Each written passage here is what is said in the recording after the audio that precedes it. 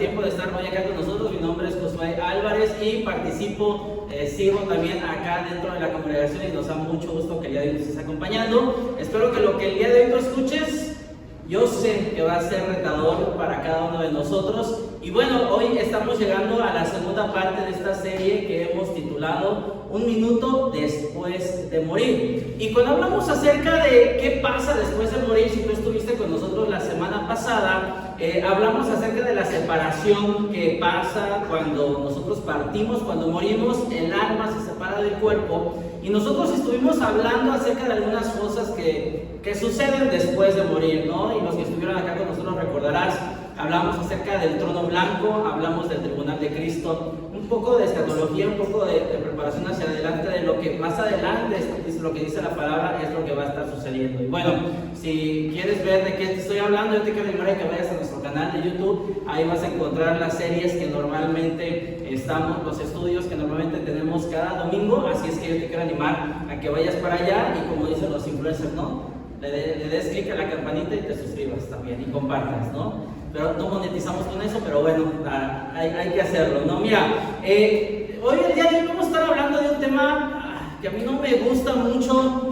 No es un buen speech para poder entrar en lo que voy a decir, porque no es un tema que sea muy grato para muchos de nosotros. Lo que el día de hoy vamos a estar hablando, no está, tal vez para algunos no es tan grato. La próxima semana hay un tema que es maravilloso, es increíble. De hecho, lo va a estar dando Goyo, va a estar compartiendo ese tema el próximo domingo y va a estar hablando acerca del cielo, es lo que va a hacer Goyo la próxima semana. Pero yo te voy a hablar de la contraparte del cielo.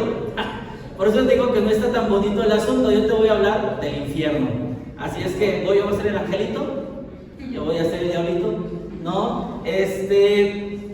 ¿Por qué hablar acerca del infierno? Mira, yo creo que es importante que entendamos esto y hablar acerca de estas situaciones, básicamente porque hablar del infierno es hablar sobre la justicia de un Dios santo y también de los horrores que pasan en el infierno. Y la verdad es que, porque si nosotros no aceptamos, déjame decirlo así, si nosotros no aceptamos la realidad del infierno, nunca apreciaremos la gloria del Evangelio. Si nosotros no apreciamos y no comprendemos la realidad del infierno, no vamos a comprender la gloria y valorar la gloria y la hermosura del Evangelio ni la bondad de Dios. Básicamente por eso el día de hoy vamos a estar hablando de eso, ¿no? Pero bueno, antes de continuar, ¿qué te parece si me acompañas a orar? ¿Sí? Ponte en pie, por favor. Vamos a estar una media hora más o menos sentados, entonces yo te quiero animar a que descansemos un ratito y pues oremos a nuestro Dios. Padre, gracias te damos, Dios, nuevamente en esta hora por tu amor, por tu misericordia. Gracias, Señor, por tu bondad y porque podemos hoy estar acá reunidos para glorificar y cantar a tu nombre, Dios, como lo hacemos en su momento. Te ruego hoy en particular, Señor, que tú nos hables, que tú seas el que tome el control de nuestras vidas, que tomes el control de nuestra mente, que quites cualquier pensamiento ajeno a este lugar y que podamos poner total atención, Señor, en lo que tú hoy nos quieres decir. Te ruego, Padre, que tú hables a través de este hombre y te suplico, Señor, que tú trabajes en nuestro corazón y nos permitas escudriñar tu verdad, tu escritura de manera correcta. En Cristo te lo pedimos. Amén y amén. Muy bien, puedes tomar tu lugar. Te agradezco mucho. Mira, hace algunos años fuimos a la ciudad de San Miguel de Allende. Íbamos a una concentración de jóvenes. Nosotros llevábamos un pequeño grupo, mi esposa y yo llevábamos un pequeño grupo de jóvenes. Me acuerdo que nos perdimos en el camino, entre parcelas nos metimos para poder llegar al lugar, estaba bien escondido. Pero era de una de esas congregaciones, era de esas concentraciones en donde era un tanto diferente a nosotros, vamos a decirlo así, ¿no? Hombres de este lado, mujeres de este lado, ni siquiera se voltean a ver. Y bueno, cuando son jóvenes, pues las hormonas están a todo lo que dan y es complicado poder llevar esa situación así, ¿no? Pero recuerdo mucho que estaba la enseñanza en ese momento y estaba la persona ahí con todo entusiasmo y diciendo y predicando y todo el rollo. Y después, cuando llega el momento de la invitación, para los que tomaron decisión se los llevan a un lugar particular, a un lugar diferente. Y los muchachos que estaban ahí, hombres y mujeres separados todavía ahí, hombres y mujeres, y yo cuando acompañé a algunos de los que estaban ahí, me acuerdo que mi esposa no podíamos ni siquiera nosotros estar juntos, ella tenía que estar con las mujeres y yo tenía que estar estar acá con los hombres y de alguna forma, pues un poquito incómodo porque siempre parecemos cuando estamos juntos mueganitos, ¿no? Siempre queremos estar juntos. Pero bueno, el asunto es que cuando estaba con ese grupo de muchachos, yo solamente estaba escuchando lo que le estaban diciendo. Y de alguna forma era una invitación para salvación y la persona que estaba ahí les estaba diciendo: si tú has mentido te vas a ir al infierno, si tú has hecho esto te vas a ir al infierno. Y total que el hombre estaba repartiendo visas para el infierno, ¿no? Este cuate pasa directo al infierno, no existe esto, pasa directo al infierno. Para todos los estaba mandando al infierno. Cuando acabó la actividad, es algo que de alguna forma en lo personal no me agradó porque yo llevaba ya a los muchachos ya medio traumados de verles que les estuvieron diciendo que se iban a ir al infierno, ¿no? Entonces esa parte no me agradaba porque no le dimos la otra parte que de alguna forma es Dios, Cristo, en su sacrificio perfecto en la cruz nos dio, en su gracia nos dio la salvación y nos permite el acceso libre, ¿no? Entonces iba alguno que otro muchacho ahí medio traumado porque pensaban que se iban a ir al infierno de tanto que les repitieron esa verdad de que se iban a ir al infierno, si esto y lo otro. Y bueno, el asunto es que terminaron medio traumados ese día los muchachos cuando íbamos de regreso. Cuando íbamos de ida, iban cantando, alegres, bromeando, de regreso todos callados. Pobres cuates, ¿no? Pobres muchachos. Bueno, el día de hoy vamos a hablar del infierno, no para que salgas traumado, aclaro, ya con lo que ya estás traumado ya es más que suficiente. Pero queremos hablar del infierno porque es importante. ¿Por qué razón hablar acerca del infierno? No es para que salgamos traumados, sino es por la siguiente sentencia que hemos estado desarrollando desde la semana pasada. La sentencia es: lo que crees sobre la eternidad determina cómo vivirás hoy.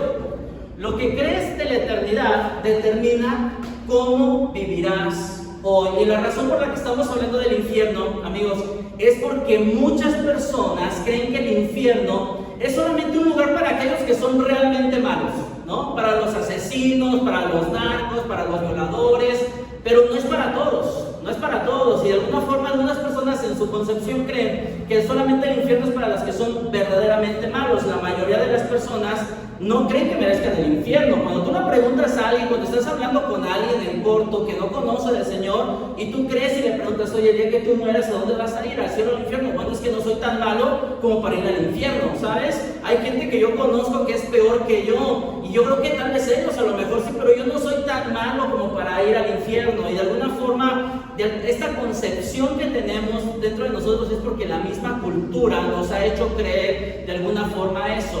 Cuando yo tenía 4 o 5 años, recuerdo que mi papá, aquí está mi mamá, se va a enojar y a ver si está ahí, no va en busca de mi papá, ¿verdad? Para reclamarle. Pero de alguna forma cuando yo tenía 4 o 5 años aproximadamente, recuerdo mucho que mi papá en la noche veía un programa de televisión que era Chusco. No recuerdo cómo se llamaba, la verdad, pero recuerdo que dentro de ese programa había un sketch en donde decía que era el infierno y bajaban por una resbaladilla los que llegaban al infierno y decían: el primero de la noche, ¿no? Y ahí en el infierno todo el mundo había una orquesta y como puras cumbias, ya sabes, guapachosas y todo el rollo acá divirtiéndose.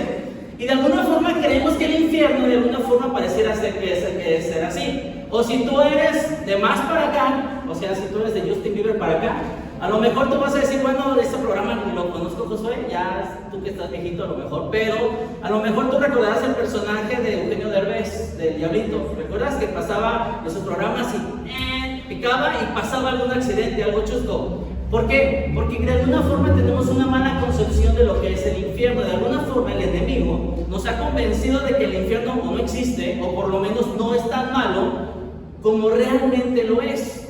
Y es por eso que tenemos que comprender realmente cómo es y logra convencernos de esto, porque si no creemos que el infierno son los horrores y es el sufrimiento que realmente es, entonces nosotros no vamos a estar tan preocupados por el infierno, no vamos a estar tan preocupados por la eternidad y vamos a vivir como queramos y vamos a estar justificando nuestros pecados y vamos a poder seguir siendo egoístas, orgullosos, no perdonando y de alguna forma podemos seguir manteniendo nuestra vida, déjame decirlo así, superficial y no enfocarnos en las cosas que son realmente importantes. O a lo mejor tú puedes llegar a pensar: bueno, pues es que si Dios es amoroso, si Dios es amor, ¿por qué existe el infierno? Mira, ¿por qué existe el infierno? Te puedo dar muchas razones, pero básicamente te voy a dar 2 porque quiero mantener de alguna forma la enseñanza simple y sencilla. Primera cosa, ¿por qué existe el infierno?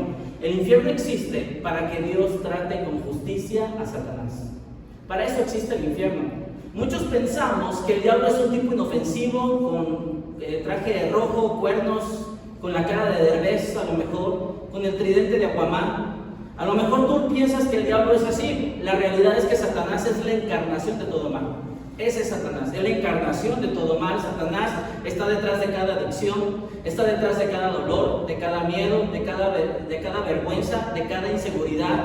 De alguna forma el enemigo está detrás y lo que está buscando es Satanás, que en la Biblia se le llama el engañador, el destructor, el tentador, el enemigo, el ladrón. Y lo que él quiere, déjame decirte algunas cosas buenas para ti, él quiere destruirte. Él quiere destruir a tus hijos, Él quiere destruir tu matrimonio, Él quiere destruir tu familia, Él quiere que tú vivas en una penumbre económica.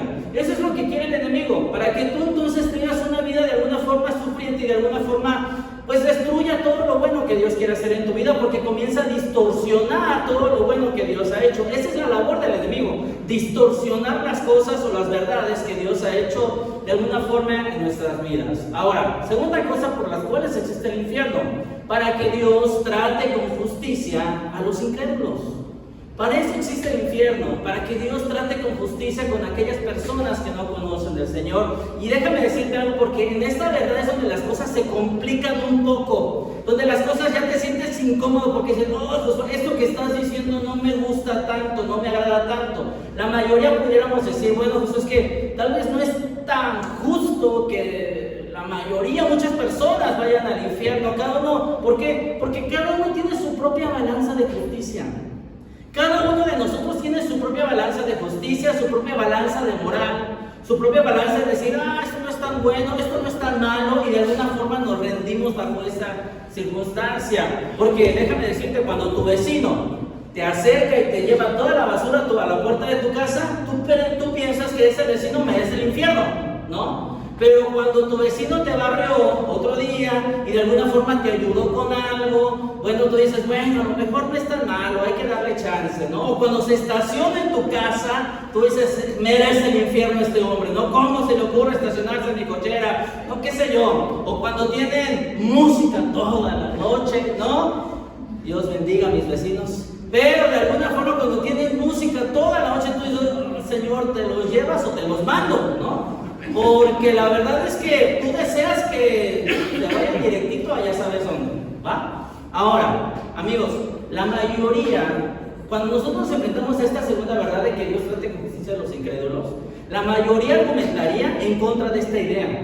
Muchas personas allá afuera no creen que sean tan malos como para ir al infierno, pero tampoco están tan seguros de ser tan buenos como para ir al cielo.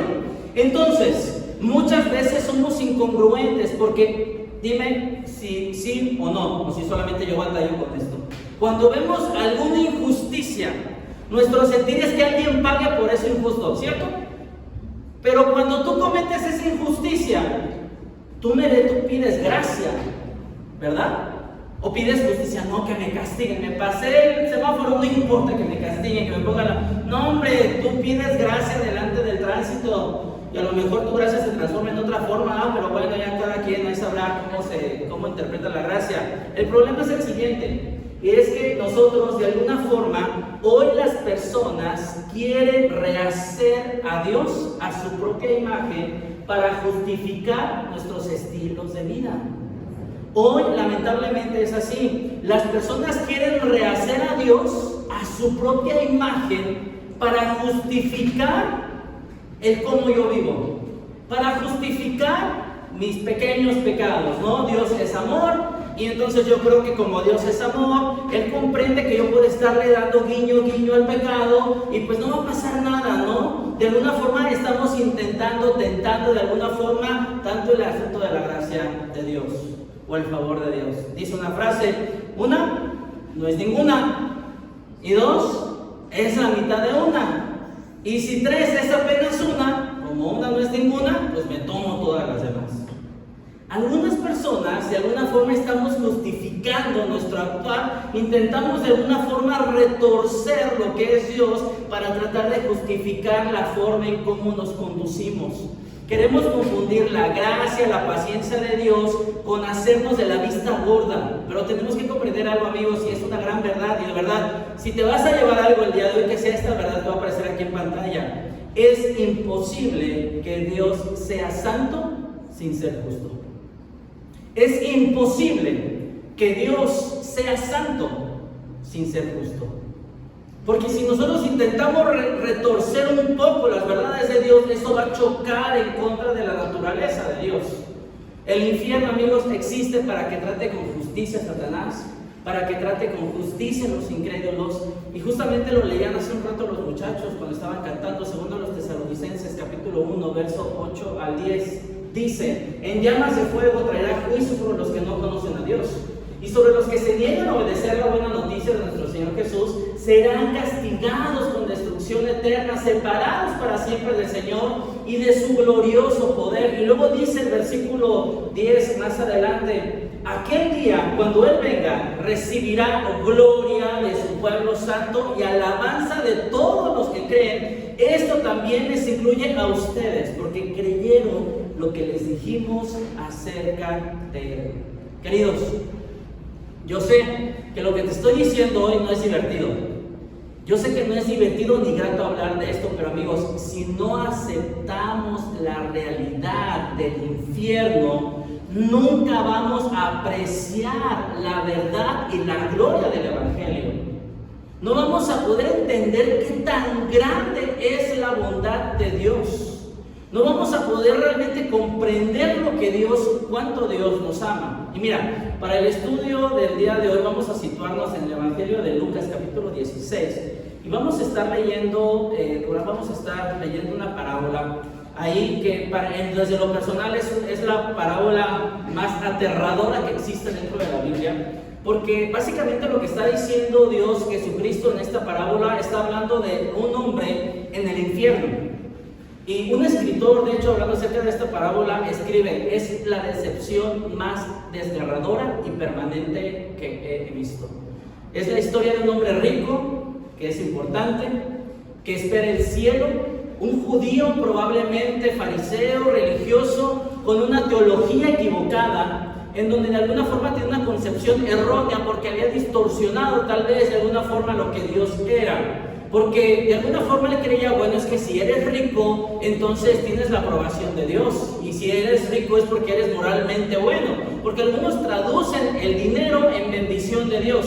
Pero déjame decirte algo, no necesariamente es así. No necesariamente es así. Si llevas una vida miserable, entonces eres pecador. Si no tienes trabajo, entonces eres pecador. ¿Te acuerdas de la teología de Job? Cuando le decían: te murieron tus hijos. Todo el cataclismo que de alguna forma pasó en el primer libro de la Biblia, que es el libro más antiguo, que es Job, en donde Job era rico, tenía hijos y de pronto perdió absolutamente todo, incluyendo su salud. Y sus amigos, ¿te acuerdas qué le dijeron?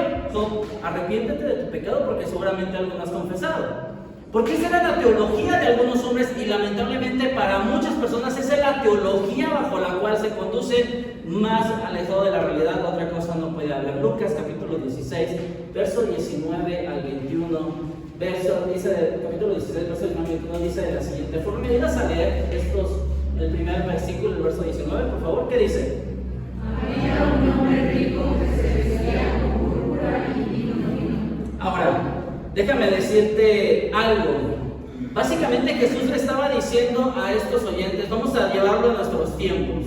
Jesucristo le estaba diciendo: había un tal Carlos Slim. ¿Sí conocen a Carlos Slim? Bueno, sí lo ubicamos, ¿no? Quién sabe si nos conozca, pero bueno, uno de los hombres más ricos que existen, ¿no? Y entonces lo que estaba diciendo Jesucristo: había un tal Carlos Slim, ¿no? Porque estaba vestido, dice la palabra, con púrpura y lino fino. Ahora, ¿qué implicaba estas características que tienen que ver con su vestido? Bueno, el color implicaba un tema de realeza. El tema púrpura implicaba un color de realeza porque era un tinte muy caro, difícil de conseguir en aquellos tiempos. Además, cuando habla acerca del lino, los historiadores dicen que una prenda de lino, cuando se vendía, se mercanciaba de alguna forma en aquellos tiempos, implicaba lo de un año de sueldo, básicamente lo de un año de comidas para una persona, una simple prenda de lino fino. Pero dice más adelante: y daba espléndidos banquetes que todos los días. Y muchas veces los historiadores y los antropólogos han estudiado y es difícilmente alguien podía dar banquetes todos los días. Solamente lo hacía una vez al año cuando celebraba algo en particular. Pero este hombre dice en esta parábola que este hombre celebraba banquetes todos los días. Es decir, que el hombre era totalmente palacio, ¿no? El hombre estaba pesado, ¿no? No como algunos que, ay, hombre en Liverpool, eres más del montón, compadre, no te preocupes. Pero bueno, dice el verso 20, a la puerta de su casa se tendía que un mendigo llamado Lázaro, que estaba cubierto de ¿qué? De llagas. Entonces ve el contraste, hombre rico, Carlos Slim, Lázaro, hombre lleno de llagas, y un mendigo de alguna forma, no mendigo, no, así no, un mendigo, ¿va? 21, y que hubiera querido que llenarse el estómago con lo que caía de la mesa del rico, hasta los perros se acercaban y le lamían las llagas. Ahora, ¿qué pasaba en aquel tiempo? Las personas que tenían suficiente dinero, tú recordarás, bueno, las personas en aquel tiempo comían con las manos. Bueno, todavía comemos con las manos, pero hay utensilios hoy por hoy. En aquel tiempo no existían utensilios, entonces ¿con qué comían? Compartían un solo plato y todos tomaban de ahí con sus propias manos. No había servilletas, ¿no? Entonces tampoco, nada, es cierto, ya vamos a hablar de otras cosas.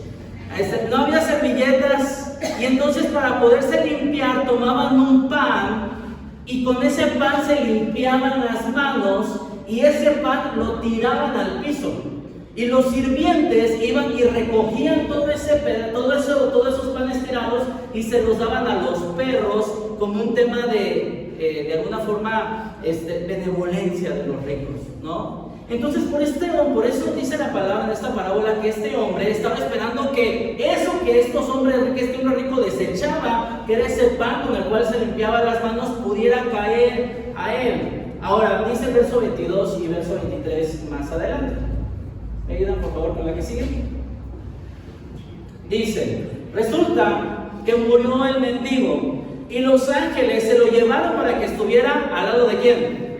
De Abraham. También murió el rico y lo sepultaron. Seguramente sus funerales fueron totalmente distintos, ¿no? En los dominios de la muerte, dice el 23, en medio de sus tormentos, el rico levantó los ojos y vio de lejos a Abraham y a Lázaro junto a él. Ahora, déjame hacer un paréntesis en esta porción. Verso 23 dice en los dominios de la muerte. En otras porciones dice el Hades.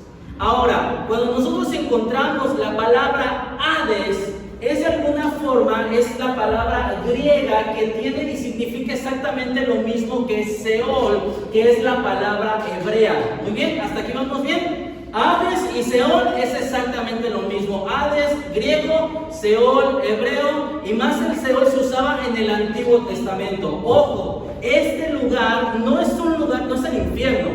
Este lugar no es el infierno. Es de alguna forma, el Hades y el Seol es lo mismo, pero no es el infierno, es un lugar temporal de silencio y desolación temporal después de la vida terrenal, antes del juicio donde la gente va sin Cristo. Es decir, el Hades, el Seol, es este lugar de espera en lo que llega el gran juicio del trono blanco, y entonces Apocalipsis capítulo 20 verso 14 dice que todas las personas que se encontraron en este lugar fueron echados al lago de fuego, según Apocalipsis capítulo 20 verso 14. Entonces, este hombre rico estaba en este lugar donde solamente estaba esperando de desolación, de sufrimiento. Él estaba esperando hacia adelante, pues solamente un final triste. Ojo, era un hombre rico. ¿Contaba con la bendición de Dios entonces? ¿Sabes? Todos tenemos la bendición de Dios, sobre ricos, sobre pobres, incrédulos, crédulos, creyentes, los que no, a todos Dios nos bendice. Pero la cosa es que falló en la última decisión, en la más importante. Eso fue donde torció el rabo, ¿no? El asunto. Bueno, Lucas capítulo 16, verso 24, por favor. Ayúdame a leerlo, ¿qué dice? El hombre rico gritó: Padre Abraham, ten piedad, envíame a Lázaro para que coge la punta de su dedo en agua y refresque mi lengua. Estoy en angustia en estas llamas. Mira, la semana pasada leímos y estudiamos que estar ausente del cuerpo es estar presente con el Señor para un creyente. Para una persona que no es creyente, estar ausente del cuerpo es el comienzo de su sufrimiento. El infierno, amigos, es un lugar de tormento indescriptible. La Biblia lo llama el horno de fuego, el azufre ardiente, llanto, lamento, crujir de dientes es lo que existe en ese lugar. Un lugar donde solamente hay oscuridad y sufrimiento y tormento. Y de hecho, la palabra griega que se traduce como infierno es la palabra Gena, una palabra que proviene del valle de Hinnom, que era un lugar físico que estaba al sur de la ciudad de Jerusalén. Y de alguna forma Jesucristo constantemente hacía referencia al Gena, al infierno, para que sus oyentes se dieran más o menos cuenta de cómo era el infierno. Ahora, ¿qué pasaba en ese lugar, en el valle de Hinnom, en el que le llamaban Gena? ¿Qué pasaba ahí? En ese lugar constantemente se quemaban todos los desechos. Era el tiradero de alguna forma de la ciudad. Pero déjame decirte qué era lo que tiraban ahí. Tiraban aguas residuales. Y tú sabes lo que llevan las aguas residuales. Tiraban y arrojaban a los animales muertos. Ahí arrojaban a los mendigos muertos. Ahí arrojaban a los criminales, desechos humanos. Tú sabes a qué me refiero con desechos humanos. Entonces tú ya te imaginarás cómo era este lugar que estaba lleno de alguna forma de pudredumbre. ¿Y qué pasa cuando la carne se comienza a echar a perder? Empiezan a salir gusanos, ¿estás de acuerdo? Y de alguna forma ese era el Gena. Olía terrible y todo el tiempo había llamas para poder estar quemando todo eso malo. Olía terrible y estaba lleno de gusanos. Así tal cual Jesucristo les hacía ver a sus oyentes. ¿Quieres algo parecido como el infierno? Ve al Gena, ve al valle de Hinnom, y lo que tú veas ahí, más o menos así va a ser lo que tú vas a vivir por toda la eternidad. Solo que tú vas a estar allá adentro quemándote. Lucas 16, verso 27 al 28 dice de la siguiente forma: entonces el hombre rico dijo: por favor, padre Abraham, al menos envíalo a la casa de mi padre. Tengo 5 hermanos y quiero advertirles que no terminen en este lugar de tormento. Y sabes, cuando estamos viendo prácticamente ya al final de esta parábola, encontramos 4 verdades que de alguna forma entendemos de este hombre. La primera de ellas, amigos, es que el hombre rico estaba plenamente consciente.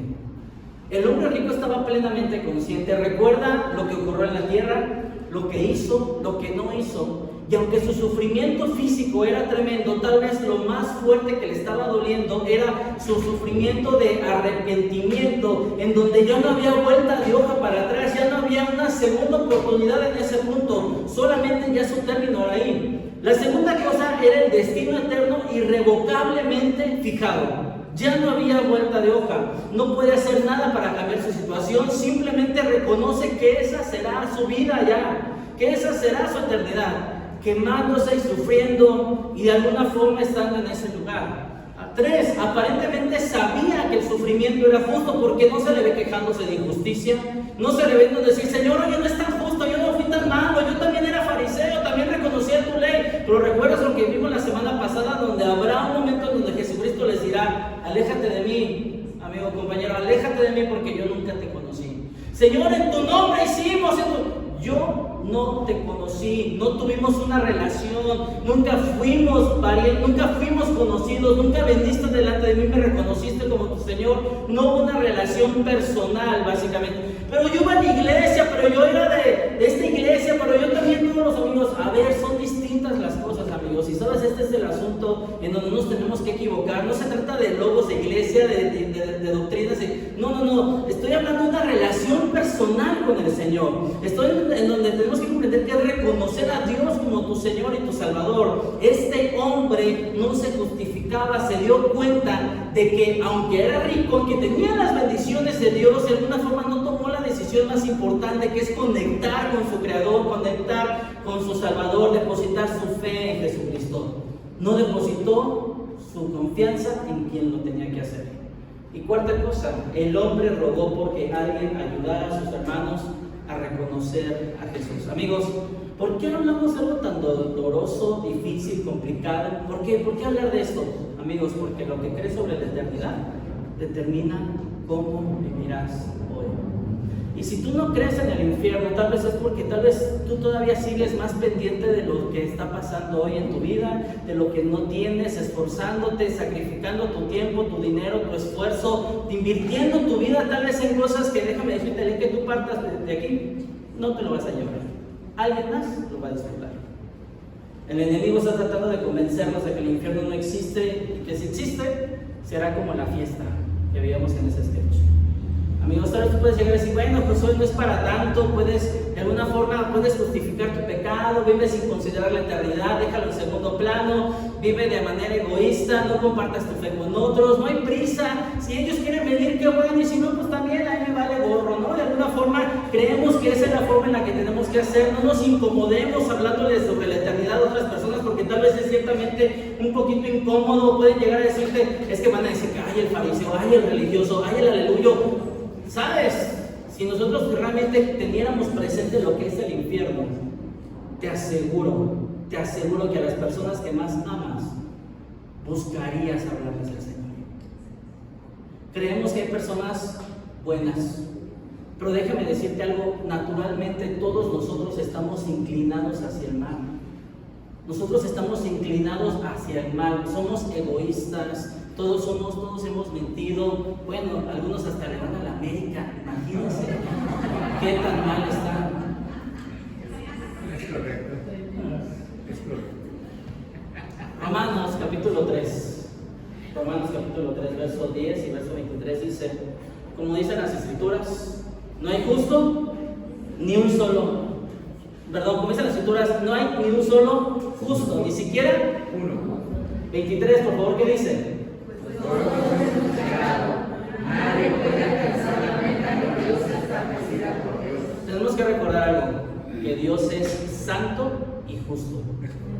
Dios es santo y justo y no puede ser santo sin ser justo. Tiene que castigar las malas acciones porque es justo. Pero déjame decirte algo más, porque no quiero quedarme ahí. Déjame decirte que Dios es amor. Y no es que tenga amor, es que Dios en sí es amor, su naturaleza es amor. Y por eso quiero leerte un versículo que seguramente tal vez tú te sepas. Dice el Evangelio de Juan, capítulo 3, versos 16 y 17. Pues Dios amó tanto al mundo que dio a su único Hijo para que todo el que cree en Él no se pierda, sino que tenga vida eterna. Dios no envió a su Hijo al mundo para condenar al mundo, sino para salvarlo por medio de Él. Porque esa es la contraparte. Esa es la buena noticia. Ese es el Evangelio. Ese es cuando valoramos, cuando vemos lo terrible, los horrores de esto es lo que yo merezco, sí, pero Dios, por amor, quiere darte esto. Romanos capítulo 6, verso 23. Ayúdame a leerlo, por favor. Pues la paga que deja el pecado de la muerte, Pero el regalo de Dios es la vida eterna por medio de Cristo Jesús, nuestro Señor. Y es que este es el asunto, amigos.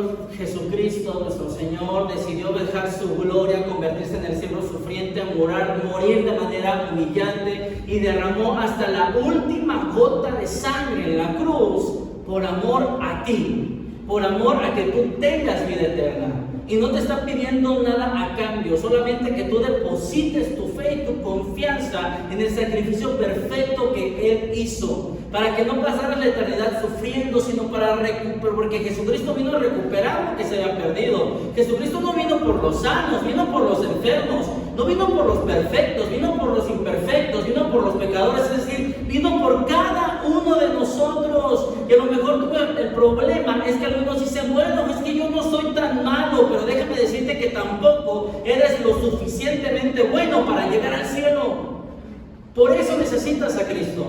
Por eso necesitamos a Dios, queridos. Ningún ser humano puede escapar del conocimiento de su pecaminosidad. Podemos enmascararlo, podemos justificarlo, podemos decir, bueno, es que yo soy así porque de niño yo sufrí esto, es que yo soy así porque a mí me lastimaron, es que yo soy así porque tú podemos justificar todo lo que quieras, pero déjame decirte algo, llegará el punto en donde tú tendrás que enfrentarte ante un Dios en donde no hay una justificación más. Y este hombre rico dijo, Señor, yo no tengo que justificarme, porque lo que tuve que hacer no lo hice, pero por favor manda a alguien que le ayude a mis familiares, porque no quiero que vengan donde yo estoy. No nos gusta pensar, el problema, amigos, es que no nos gusta pensar en la eternidad. Pensamos que somos eternos aquí. La gente trabaja arduamente para prevenir la muerte. Queremos sentirnos eternos en esta carne y la cremita. Y algunos, me acuerdo de la abuelita, ¿no? No sé cuántos años se quedó en 81 años, ¿no? todo, no sé cuánto, como 2 décadas se quedó ahí, ¿no? Congelada. Porque amigos, para nacer en este mundo tenemos que entender algo. Nacer en este mundo es simplemente tener una enfermedad mortal que se llama vida. Porque esa se va a agotar. Esa se va a agotar.